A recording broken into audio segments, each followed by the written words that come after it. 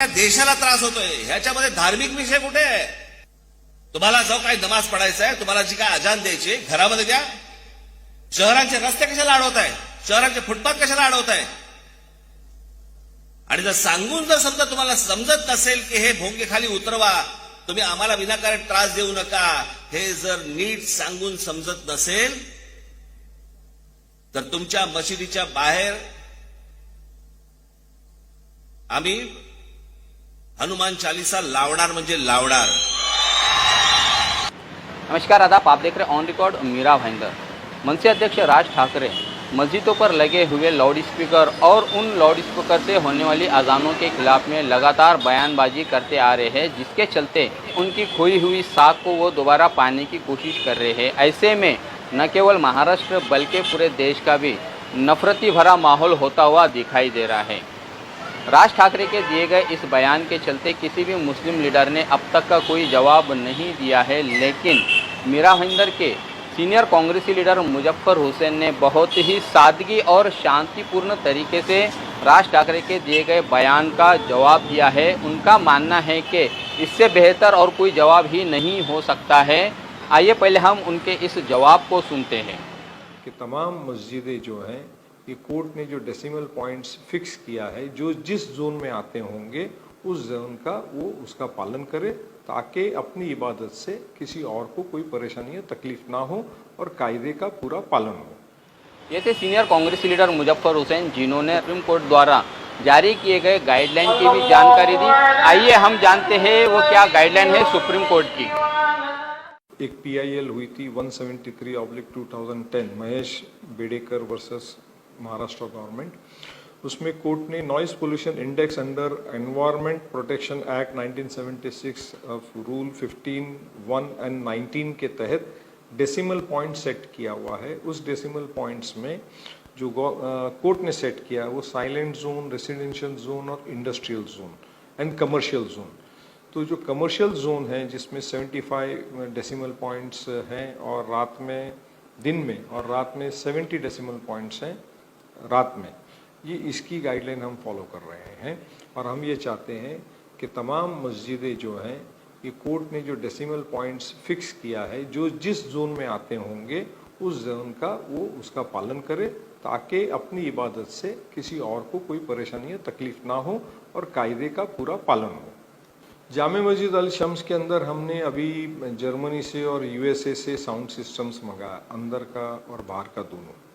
और वो मंगाते वक्त ही हमने ये निश्चित किया था कि जो नॉइस पोल्यूशन इंडेक्स है, जो कोर्ट के नॉर्म्स हैं, उसको हमको नई इक्विपमेंट्स, नई टेक्नोलॉजी यूज़ करते वक्त हमको उसको फॉलो करना है, और इसीलिए हम वो कर रहे हैं. कोर्ट के जो निर्देश हैं वो इर्रेस्पेक्टिव ऑफ कोई भी कम्युनिटी, धार्मिक स्थल, public meeting, political meeting, society meeting या कोई DJ का इवेंट्स हो, इर्रेस्पेक्टिव ऑफ दैट कोर्ट ने कहा है नॉइज पोल्यूशन इंडेक्स का डेसिमल इस तरह से आपको मेंटेन करना है अंडर एनवायरनमेंट प्रोटेक्शन एक्ट.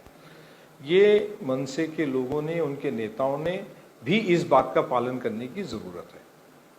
वो एक पॉलिटिकल स्टैंड है, पॉलिटिकल बयान है. अभी बॉम्बे कॉरपोरेशन के चुनाव है, महाराष्ट्र में कुछ कॉरपोरेशन के चुनाव है, 5 राज्यों में कुछ राज्यों के चुनाव है.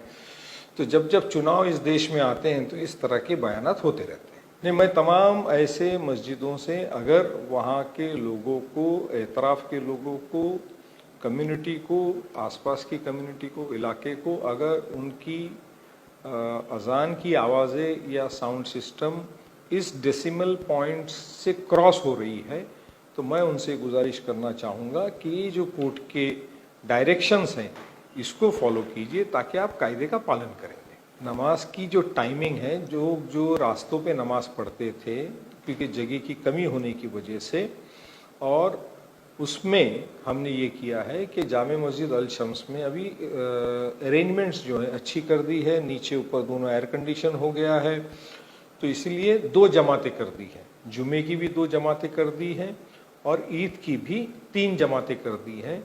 और बाहर की जो माइक पर जो नमाज चलती थी वो इस साल से हम उसको बंद कर देंगे, ताकि 3 जमातें लोग इत्मीनान से आकर के मस्जिदों के अंदर नमाज पढ़े और दीगर मस्जिदों से भी मैं ये कहना चाहूँगा कि अगर आपके यहाँ पे नमाजी ज़्यादा है जुमे को या ईद की नमाज के लिए, तो आप भी जमातें बढ़ा दीजिए, ताकि लोग गलीज रास्तों पे और गटरों पे जिसमें गलीज पानी बह रहा है और न्यूज़पेपर बिछा करके या कोई चीज़ बिछा करके जिस पे कुछ तस्वीर छपी है या गलत कुछ छपा हुआ है उसके ऊपर आप नमाज अदा करते हैं तो वो नमाज भी नहीं होती है।